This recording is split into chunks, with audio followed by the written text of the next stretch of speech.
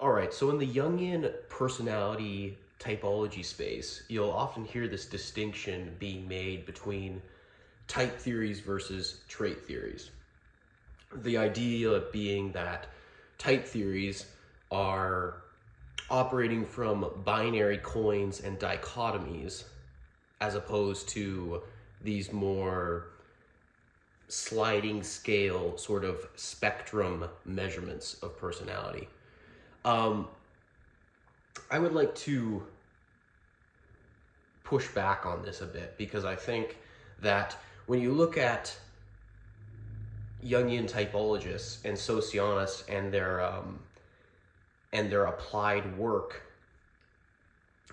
you'll notice that, okay, there's 16 types, right?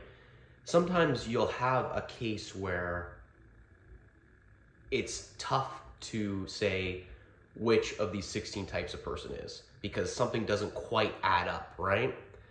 Whether you're zoomed out or zoomed in, something doesn't quite add up. So what they'll end up doing is saying, okay, well, this is your best fit type, right? What's going on there? I'll tell you what's going on. They are in a sense still a trait theorist because they're basically saying, okay, none of these 16 types fits perfectly, but if I were to say which one you are closest to, so imagine that sliding scale spectrum thing, I would put you more towards this one as opposed to the other 15.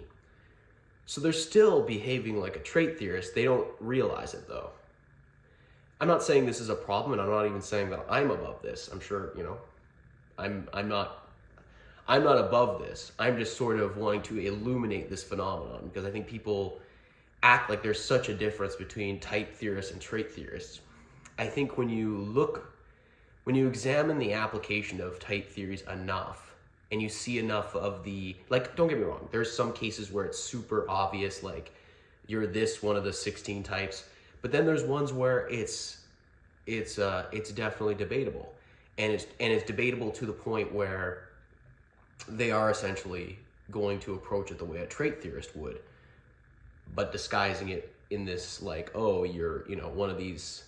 That's why you'll see like some systems have not abandoned, but like they've gone beyond there being 16 types because they've realized some things are more complicated than that. So then they either do like you'll see some like fluid Jungian systems where like they talk about all these different development paths that a person of the same type can go through. So you'll have like all these different effectively subtypes, right?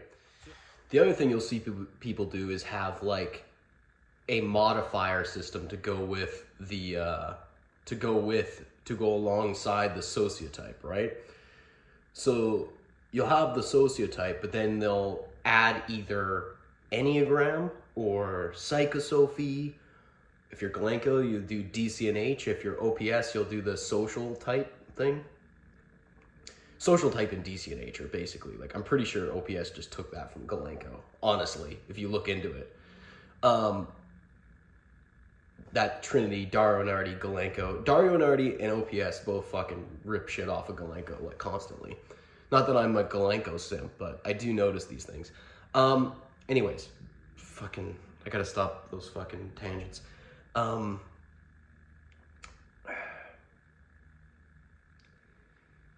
You'll have the modifiers, right? So people be like, well, sociotype explains this part of the person, and then we'll have enneagram explain the other parts, or we'll have psychosophy explain the other parts, right? Now the problem you run into there, and this is kind of a side note to the main thesis of this video, but the problem I see with those is that a lot of times you'll have people who they'll type someone a sociotype and then they'll give them an enneagram that to me basically contradicts some of the basic fundamentals of that sociotype. So that's the problem you run into with some of these modifiers that are used to explain the differences within a given sociotype or Myers-Briggs type. So keep an eye out for that. Anyways, thanks for watching.